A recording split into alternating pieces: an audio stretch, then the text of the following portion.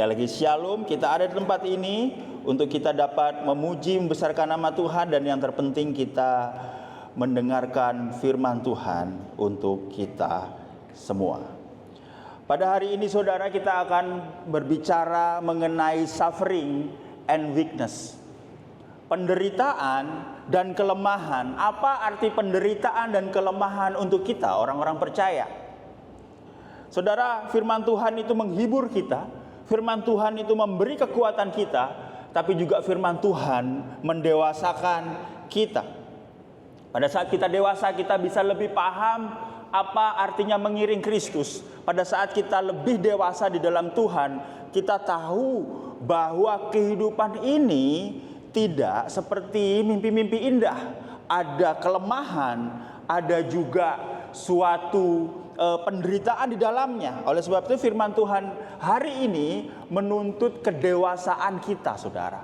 Kedewasaan kita untuk mendengar ini. Judul firman Tuhan kali ini adalah Suffering and Weakness.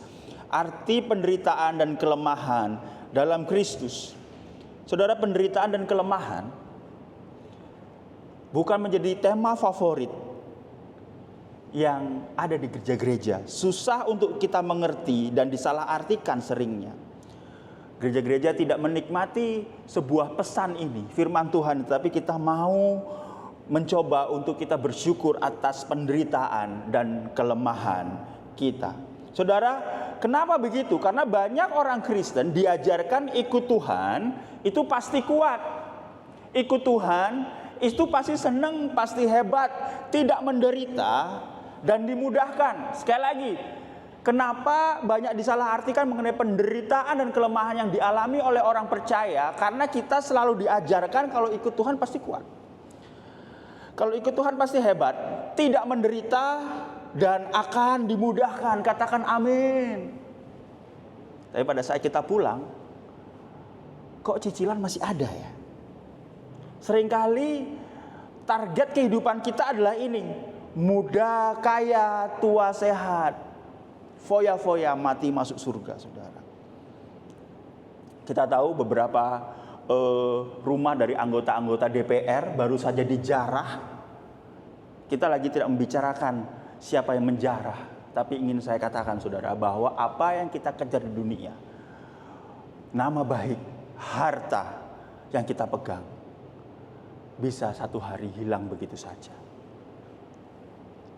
Injil membuat kita terbebas daripada kekhawatiran akan kehidupan, saudara. Sehingga kita jelas apa yang menjadi misi kita di dunia ini. Apakah yang harus kita lakukan di dunia ini? Banyak orang Kristen diajarkan ikut Tuhan, pasti kuat, hebat, tidak menderita, dan dimudahkan. Tetapi ini, padahal kenyataannya dalam sejarah gereja, sejarah penebusan, cerita iman orang-orang Kristen, penderitaan dan kelemahan lekat dan menjadi identitas kita. Sekali lagi, penderitaan dan kelemahan lekat dan menjadi identitas orang-orang percaya. Sehingga saudara, dengan penderitaan identitas kita akan muncul. Identitas orang percaya akan muncul. Misi rohani kita akan kelihatan. Apakah kita mau mempermuliakan nama Tuhan, atau hidup kita hanya untuk diri kita sendiri? Oleh sebab itu mari kita baca, saudara. Saya undang bangkit berdiri untuk menghormati firman Tuhan. 2 Korintus 12 ayat 7 sampai 10. Kita akan bacakan bersama-sama karena hanya beberapa ayat saja. Mulai ayat 7 dalam hitungan 3, 1, 2, 3. Dan supaya aku jangan mendirikan diri karena pernyataan-pernyataan yang luar biasa itu, maka aku diberi suatu duri dalam dagingku, yaitu seorang utusan iblis untuk menghantam aku, supaya aku jangan meninggikan diri. Tentang hal itu aku sudah 3 kali berseru kepada Tuhan, supaya utusan iblis itu mundur dari hadapanku. Tetapi jawab Tuhan kepadaku, cukuplah anugerahku bagimu, sebab justru dalam kelemahan kuasaku menjadi sempurna.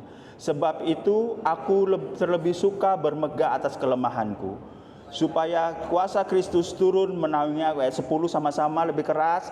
Karena itu aku senang dan rela di dalam kelemahan, di dalam siksaan, di dalam kesukaran, di dalam penganiayaan dan kesengsaraan karena Kristus.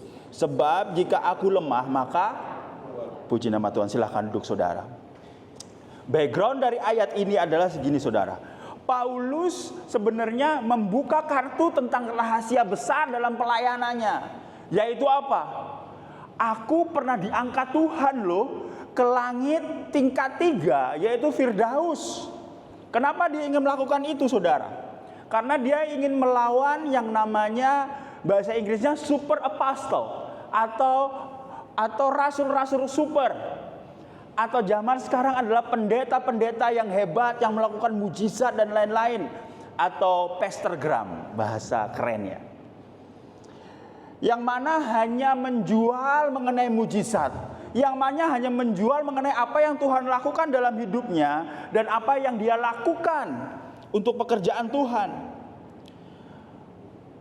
Super apostle atau pastorgram atau pastor-pastor yang terkenal di masa itu hanya mengajarkan Injil yang lain, yaitu motivasi Yesus tanpa salib, mengeksploitasi jemaat sedemikian rupa untuk kepentingan sendiri dan untuk kepentingan kelompoknya.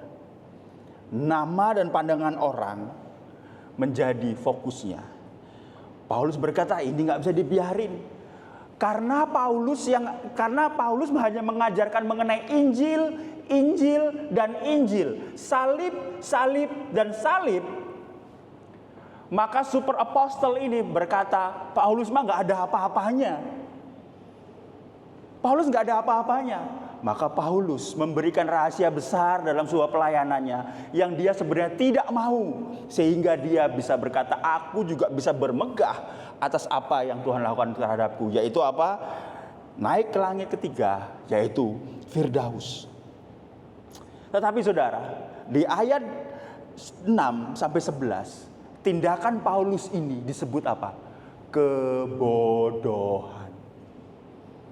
Jadi kalau Paulus berkata, aku pernah naik ke surga, aku pernah melakukan sesuatu yang luar biasa untuk Kristus, tapi tidak memberitakan tentang Kristus dan salib, bagi Paulus itu adalah sebuah kebodohan, saudara. Dan ini saudara, tetapi Paulus mengcounter, walau cerita saya hebat, Paulus berkata bahwa Allah memberikan duri supaya aku tidak sombong, sehingga dalam kelemahan, dalam penderitaan, Kristus masih terlihat dalam kehidupanku. Duri dalam daging itu banyak versinya saudara. Fisik sakit, mental health. Karena begitu tekanannya saudara, Paulus kena mental health. Ada yang penafsir berkata begitu, ada pencobaan rohani atau dari musuh-musuh. Tetapi ada beberapa teolog berkata biarkan menjadi misteri. Kenapa? Agar apapun keadaan kita, apapun kelemahan kita, kita bisa memakai ayat ini untuk melihat penderitaan dan kelemahan dari sisi Kristus. Saudara, coba pikirkan saudara, kalau kita jadi Rasul Paulus, bahwa ekspektasi kita mungkin, wah, enak dong, rajin melayani, banyak melakukan mujizat, banyak memenangkan jiwa.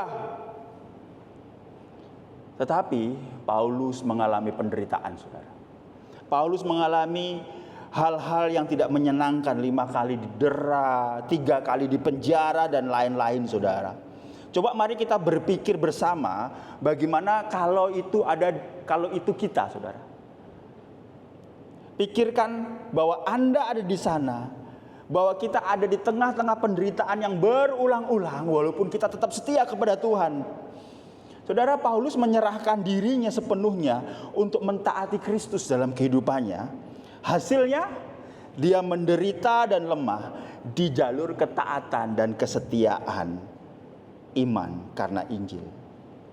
Hari ini, mari kita mau melihat arti penderitaan dan arti kelemahan sesuai dengan konteks ayat yang kita baca tadi, saudara. Ada beberapa pertanyaan yang akan kita jawab bersama-sama, sehingga kita memiliki gambaran penuh mengenai penderitaan yang kita alami, kelemahan yang kita alami, sehingga kita bisa mempermuliakan Tuhan pada akhirnya.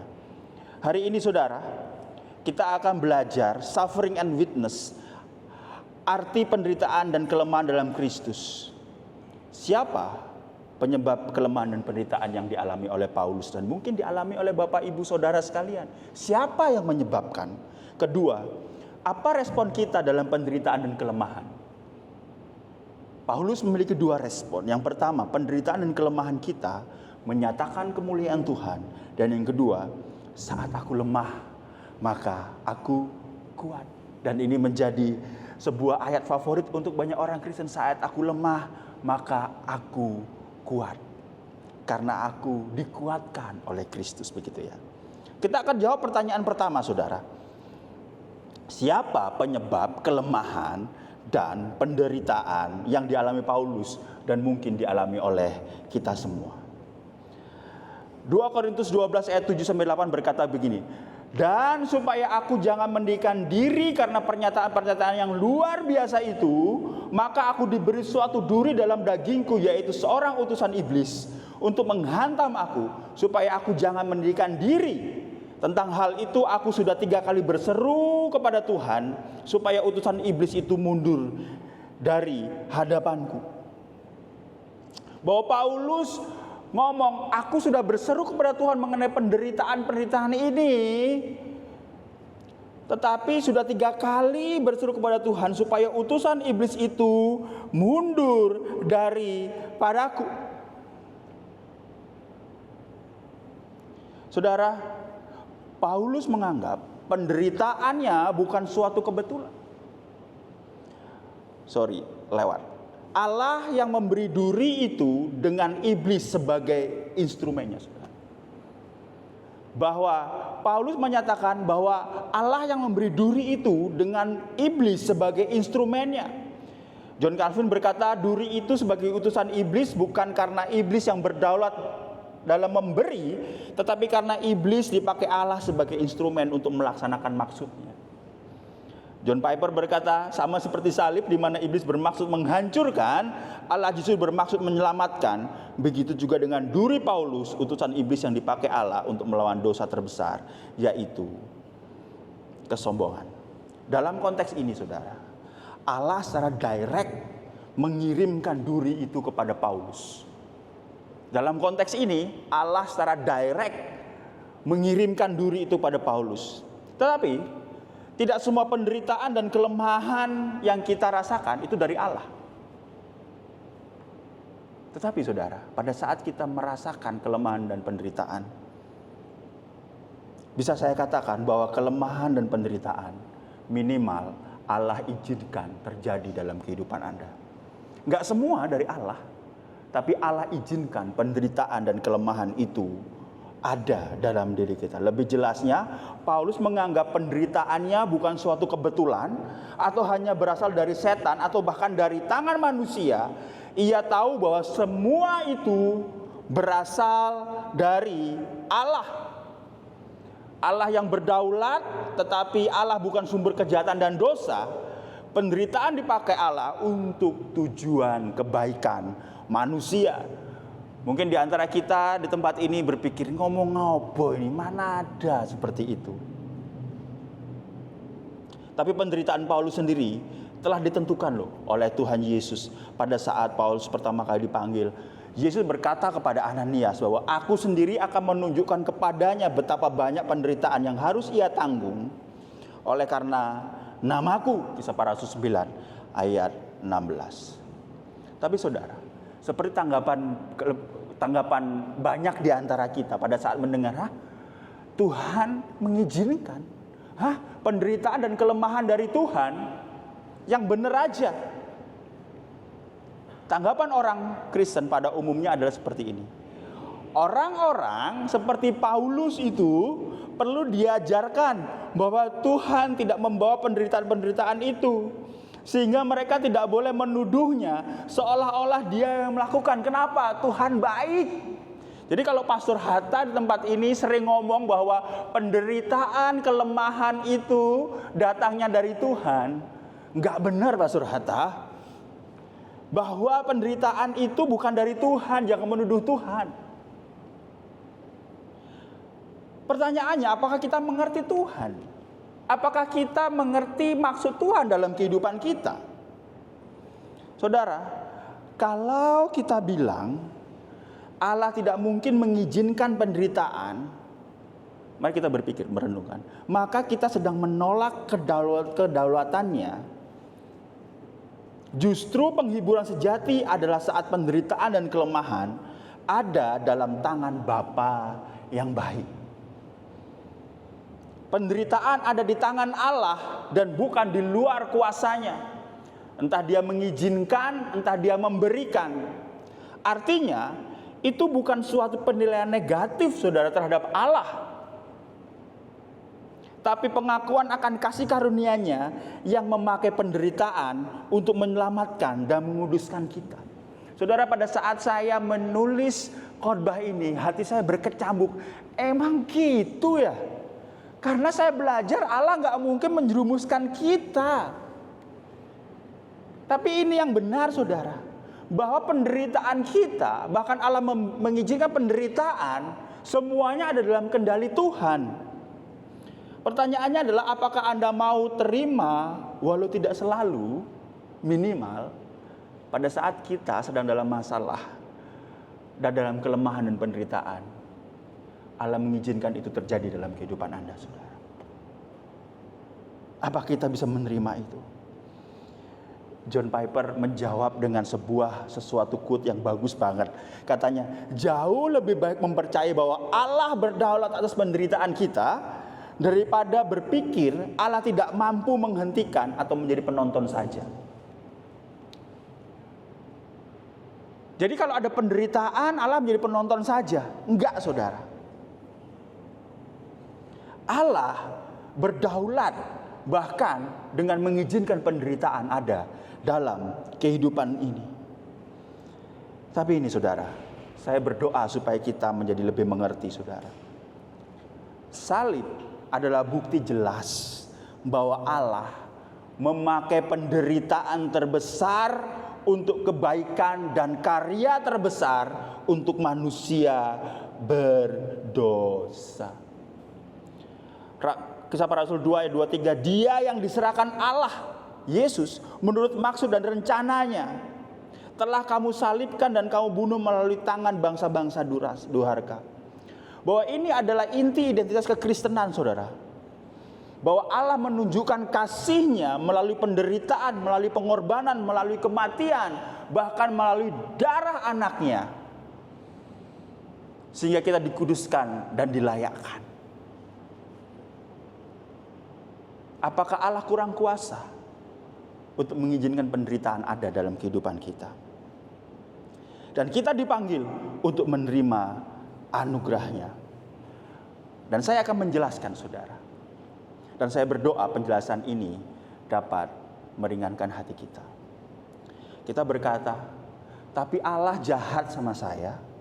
Kenapa? Karena Dia memberikan penderitaan ini kepada saya saat ini.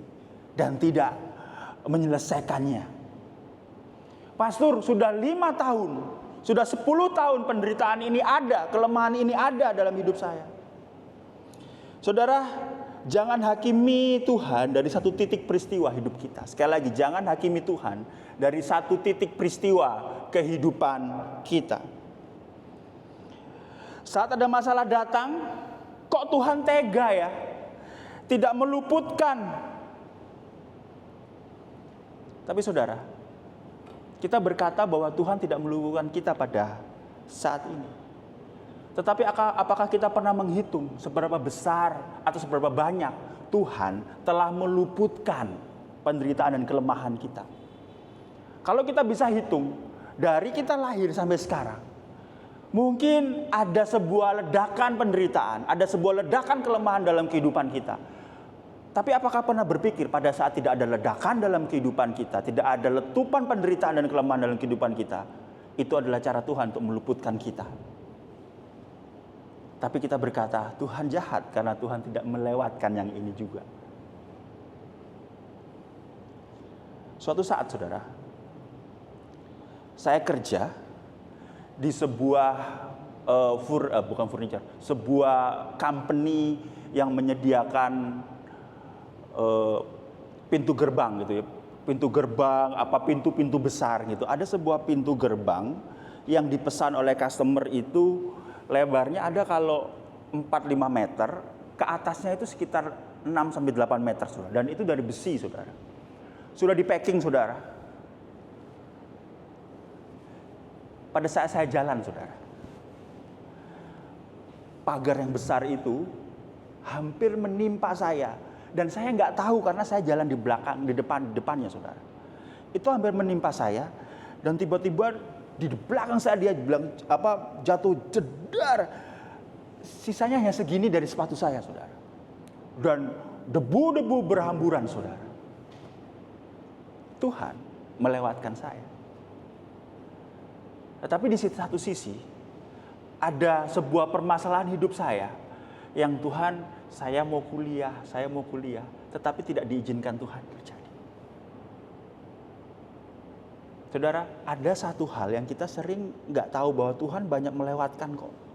Tapi ada satu hal Tuhan mengizinkan itu terjadi untuk kebaikan kita. Jadi nanti kita akan bahas, saudara, hal-hal seperti itu sepanjang firman Tuhan ini.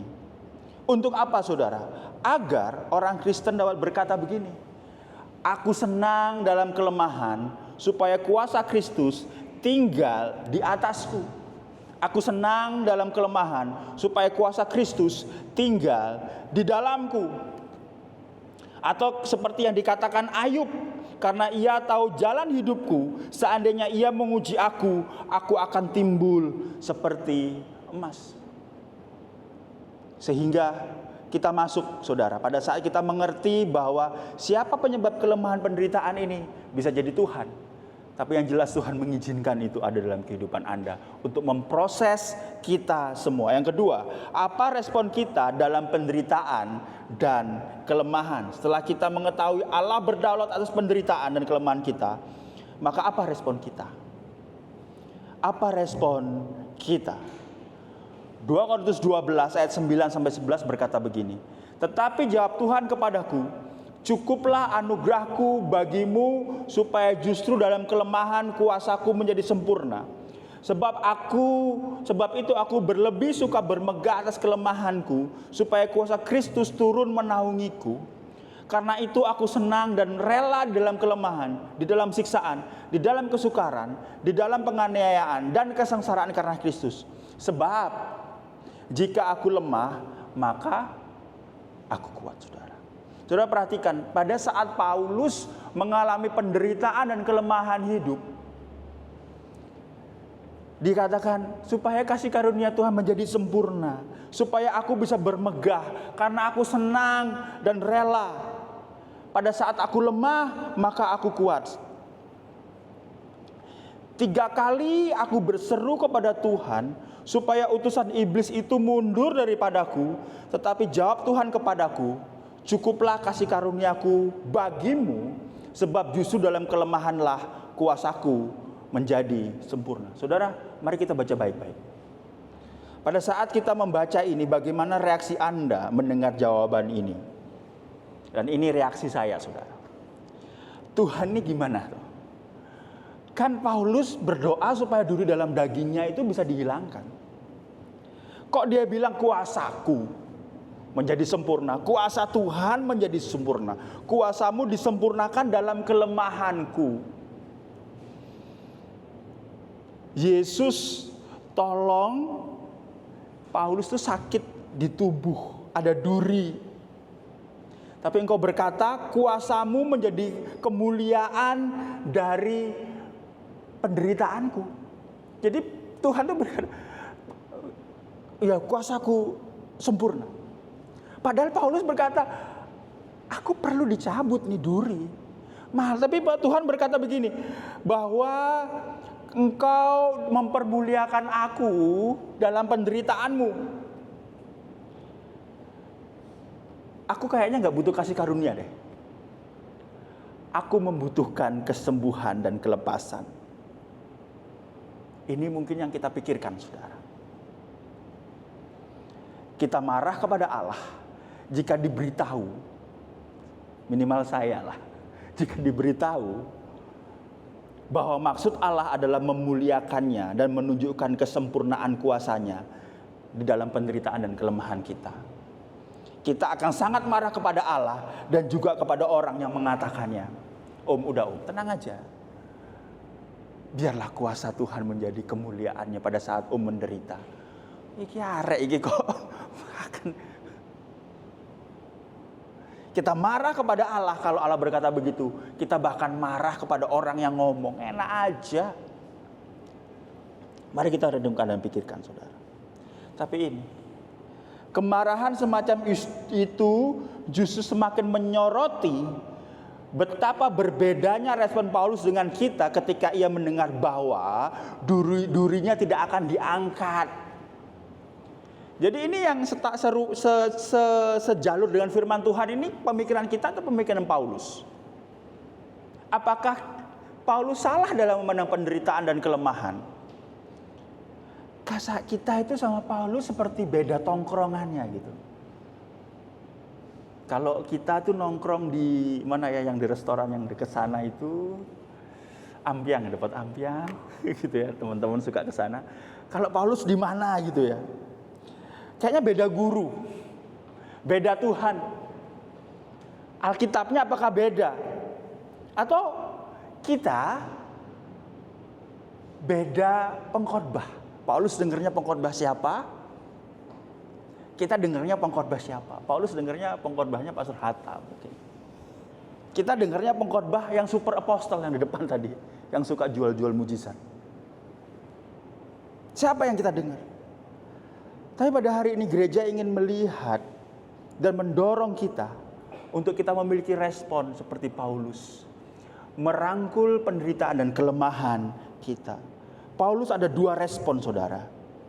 Yang pertama, dikatakan, kalau saya menderita atau lemah, penderitaan dan kelemahan kita, pelemahan saya, kata Paulus, itu menyatakan kemuliaan Allah. Paulus menyadari ini. Paulus mendorong jemaat Korintus. Saya dan pemimpin-pemimpin di tempat ini mendorong jemaat tempat ini untuk melihat penderitaan dan kelemahan dari kacamata firman Tuhan, bukan dari kacamata manusia. 2 Korintus 12 ayat 9a 10b dikatakan, sebab itu aku berlebih bermegah atas kelemahanku, supaya kuasa Kristus turun menaungiku. Karena itu aku senang dan rela di dalam kelemahan, di dalam siksaan, dalam kesukaran, dalam penganiayaan dan kesengsaraan karena Kristus. Saudara, Paulus berharap kelegaan, tetapi Tuhan memberi sesuatu yang lebih berharga, yaitu kasih karunia yang cukup menopangnya. Dan Kristus makin nyata dalam kelemahan dan penderitaannya. Adalah hal yang sungguh luar biasa, saudara. Pada saat Paulus berkata, justru karena penderitaan dan kelemahan, aku mau bermegah dalam Kristus. Ada hal yang luar biasa, saudara, untuk kita bermegah. Dalam firman Tuhan, kita gak boleh sombong. Dalam firman Tuhan, kita gak boleh tinggi hati. Tetapi ada satu hal yang bisa membuat kita bermegah, meninggikan diri kita. Apa? Pada saat kita memiliki kelemahan dan kita tahu bahwa anugerah Kristus cukup menopang hidup kita, saudara. Keadaan ekonomi keluarga kita, keadaan keluarga kita, mari kita bermegah dalam Kristus. Kita serahkan ke Kristus karena Kristus yang menopang kita. Paulus paham itu sehingga dia bersukacita dan bermegah atasnya. Poinnya begini, saudara. Paulus bermegah dan bersukacita bahwa sukacita terbesar, the greatest joy dalam kemegahan dan kemegahan orang Kristen. Sukacita terbesar, the greatest joy dan kemegahan orang Kristen adalah saat mengalami Kristus dimuliakan dalam kehidupan kita. Termasuk dalam penderitaan dan kelemahan kita. Paulus berkata, aku lebih suka bermegah atas kelemahanku. Karena itu aku senang dan rela. Nanti kenapa senang dan rela, nanti di poin ini, setelah ini saya akan jelaskan saudara. Hendaknya kita bermegah. Saudara, ketika tubuh kita rapuh, ingatlah kelemahanmu adalah panggung tempat Kristus mulai bekerja, saudara. Mungkin kau tidak bisa melakukan banyak hal, tapi justru itu mengajarkan bahwa hidupmu ditopang oleh kasih karunia. Ada ayah-ayah mungkin merasa lemah sebagai ayah, merasa lemah sebagai suami, merasa lemah sebagai pria.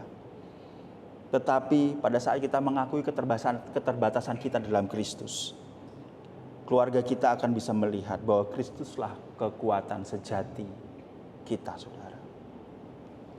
Saudara, orang Kristen tidak mencari penderitaan, tapi ketika penderitaan datang, kita tahu itu adalah mimbar tempat dia bermegah, tempat orang Kristen bermegah, mempermuliakan Kristus, saudara. Salib memperlihatkan hanya dalam kelemahan, kekuatan, dan kemuliaan Kristus bekerja dalam kehidupan kita. Sehingga Charles Spurgeon berkata begini, aku telah belajar mencium ombak yang menghancurkan aku ke atas batu karang kekal, yaitu Kristus. Hari ini kelemahan kita bukan kutukan, saudara. Aku dikutuk karena aku lemah dan menderita. Enggak, saudara. Atau tanda bahwa Kristus nggak sayang sama kita. Dan juga kelemahan dan penderitaan bukan untuk keputusasaan kita, tapi sarana untuk kemuliaan Tuhan dinyatakan. Yohanes 9 ayat 3 berkata bahwa bukan salah papa mamamu, orang tuamu, atau salah orang ini atau dosa orang ini sehingga dia buta. Tetapi agar kemuliaan, pekerjaan-pekerjaan Allah dinyatakan dalam hidupnya. Penderitaan berarti dan pengharapan berarti. Penderitaan berarti dan kelemahan berarti karena ada pengharapan di dalam Kristus. Kristus hadir bekerja dan menyatakan diri di tengah penderitaan kita. Dan ini poin yang terakhir dan saya pikir menjadi poin yang penting buat kita. Saya minta pemain keyboard bisa maju ke depan. Siapa penyebab kelemahan dan penderitaan? Kita tahu. Bisa jadi Allah, bisa jadi iblis yang diinstrumenkan oleh Allah, diizinkan oleh Allah. Apa respon dalam penderitaan kelemahan kita? Penderitaan dan kelemahan menyatakan kemuliaan Allah. Dan yang berikutnya, tetapi dalam penderitaan kita memiliki respon untuk kita mengakui, saat aku lemah, aku kuat. 2 Korintus 12 ayat 9b 10a berkata begini. Tetapi jawab Tuhan kepadaku, cukuplah anugerahku bagimu, sebab justru dalam kelemahanlah kuasaku menjadi sempurna. Sebab jika aku lemah maka aku kuat, saudara. Jika aku lemah maka aku kuat.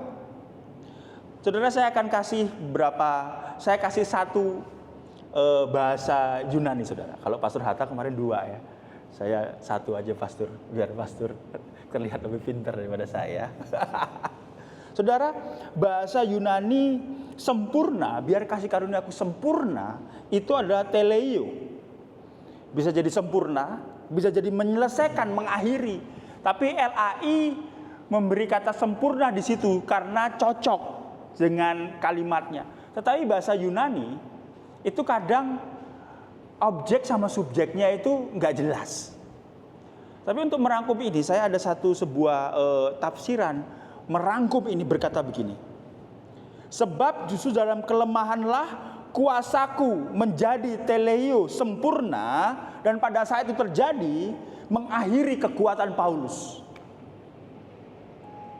Oleh sebab itu, makanya Paulus berkata, pada saat kuasa Kristus sempurna itu menghampiriku, Aku mau bermegah. Kenapa? Karena bukan lagi aku, kekuatanku sudah habis. Tapi ada kuasa Kristus yang mau bermegah. Ini bukan kekuatan saya, kuasa Kristus. Makanya saya mau bermegah. Aku rela. Aku bersuka cita atasnya. Di saat kita lemahlah, kita berhenti bersandar pada kemampuan manusia. Saat itulah kuasa Allah bekerja sempurna di dalam kita. Saudara, ini yang sering kita lakukan. Kita sering mau solusi instan, cara menghapus duri kan. Saya juga. Gimana cara menghapus duri? Tapi Injil mengajarkan bahwa kasih karunia Yesus lebih cukup daripada kenyamanan hidup kita. Dan sanggup menemani kita dalam penderitaan dan kelemahan. Saudara, pada saat kita ada duri, hidup itu gak nyaman, saudara. Hidup gak nyaman. Tetapi kita daripada mengejar kenyamanan, mari kita datang kepada Kristus yang sanggup menemani kita dalam penderitaan dan kelemahan. Kristus yang menopang kita. Oleh sebab itu kita harus mengandalkan Dia dan datang kepada Dia. Sehingga seorang ibu, seorang ayah, seorang suami, bahkan seorang istri, pada saat dalam kelemahan atau duri dalam dagingnya tidak dicabut Tuhan, kita semua tempat ini bisa berkata, sebab ketika aku lemah, maka aku kuat. Karena ada kesempurnaan Kristus, anugerah Kristus dalam diriku, yang menghilangkan kekuatanku, menghilangkan daya upayaku untuk aku kuat. Enggak, ada Kristus, anugerah Kristus yang sempurna. Ketika kita lemah, justru terlihat betapa berharganya Kristus, karena kuasa dan kasih karunia-Nya lebih besar daripada kekuatan kita. Saat kita lemah, ada sesuatu yang lebih besar, lebih kuat daripada kita. Apa, saudara? Kristus. Mari kita datang kepada Dia, saudara. Salib Kristus adalah puncak paradoks ini. Salib adalah puncak paradoks ini. Jika aku lemah maka kau kuat. Dunia melihat Yesus dipaku, dihina dan kalah.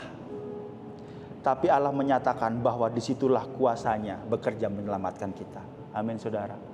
Bahwa disitulah kuasanya bekerja menyelamatkan kita. Bahwa pada saat Yesus dilemahkan, maka ada anugerah yang menguatkan manusia untuk dilayakkan dalam Kristus. Kristus menjadi kuat justru melalui kelemahan. Di salib Ia dihina, ditolak, ditelanjangi. Tapi melalui kelemahan itu Allah menunjuk kuasa terbesar, yaitu keselamatan kita. Maka kita pun dalam kelemahan dipanggil untuk mencerminkan kuasa salib itu. Puncak kelemahan saat kita disalib, saat Dia disalib. Penderitaan dan kelemahan kita Tuhan mengerti karena Dia mengalami.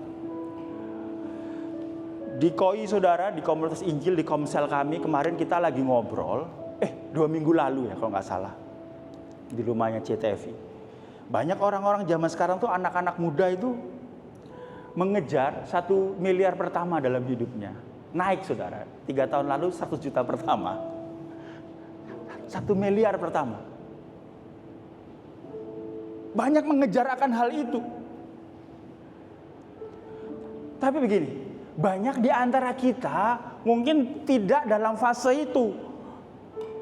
Nggak bisa menggapai 1 miliar pertama kita. Seperti teman-temanmu, seperti orang di sebelah kita, seperti orang yang ada di YouTube itu. Kita belum bisa ke sana, bahkan kita nggak bisa ke sana. Kesannya Allah terlambat menolong. Tapi ini, saudara, tapi Allah bisa memakai keterlambatan kita untuk menunjukkan bahwa hidupmu bergantung kepada Kristus, bukan kepada standar dunia. Tuhan bisa memakai keterlambatan kita untuk menunjukkan bahwa Dia berkuasa atas hidupmu, bukan standar dunia. Oleh sebab itu, dalam konteks keterlambatan ini, mari kita bermegah dalam keterlambatan itu. Karena justru di situasi itulah kuasa Kristus bersinar paling terang. Kenapa? Pada saat aku lemah, maka aku kuat. Seorang misionaris Cina tahun 1800-an terkena banyak penyakit, malaria, disentri, bahkan kelelahan parah. Hudson Taylor. Istri dan 4 dari 8 anaknya meninggal dunia di ladang pelayanan. Bahkan pada saat dia menikah lagi, karena istrinya meninggal juga. Tapi ini yang dia katakan, semakin lemah aku, semakin aku dapat bersandar pada lengan yang kekal. Hudson Taylor tetap melayani, saudara. Ada China Inland Mission yang mana mengirim ratusan ribu hamba Tuhan dan menobatkan banyak orang untuk mengenal kasih Kristus dalam kehidupannya.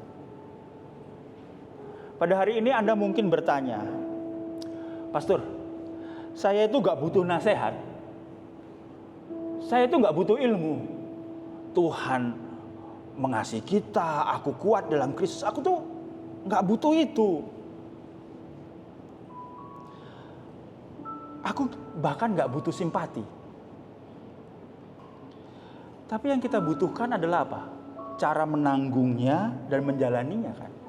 Penderitaan itu cara menanggung dan menjalaninya yang kita perlukan. Saudara,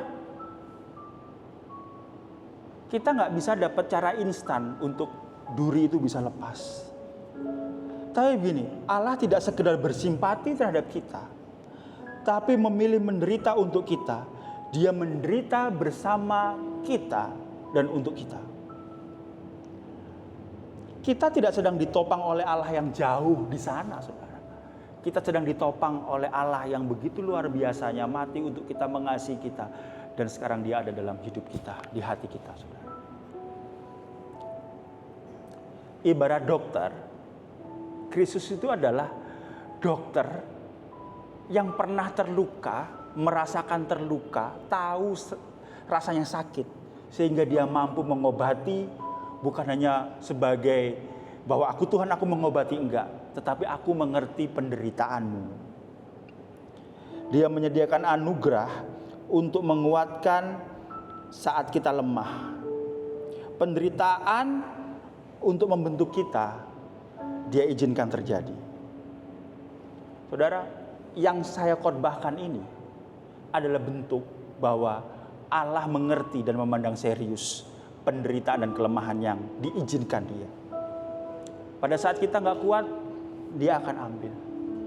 Pada saat dia mau membentuk kita, menguduskan kita, dia mau ambil. Bahkan dia bisa memakai penderitaan yang kita alami untuk membentuk orang lain.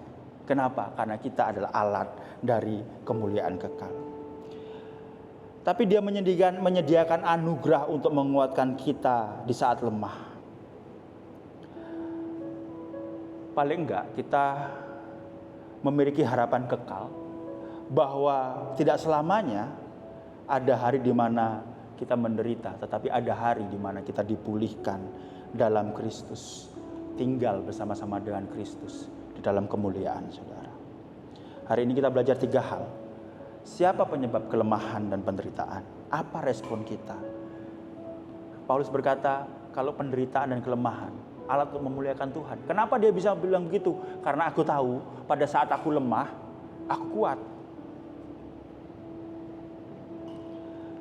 Martin Lloyd Jones berkata begini, kelemahan menuntun kita ke hadirat Allah, dan disitulah kita menemukan kekuatan sejati itu. 3 slide terakhir, saudara. Sebelum itu kita berdoa. Saudara, mungkin saudara berkata, kenapa harus aku yang menderita? Kenapa enggak orang yang enggak cinta Tuhan menderita? Saya lompat, saudara, dalam Filipi, saudara. Filipi 1 ayat 28 berkata, dengan tiada digentarkan sedikit pun oleh lawanmu, bagi mereka semuanya itu adalah tanda kebinasaan, tetapi bagi kamu tanda kelemahan, dan itu datangnya dari Allah. Saudara, kalau orang Kristen diizinkan menderita, maka itu adalah tanda dan bukti keselamatan kita. Itu bukti keselamatan kita.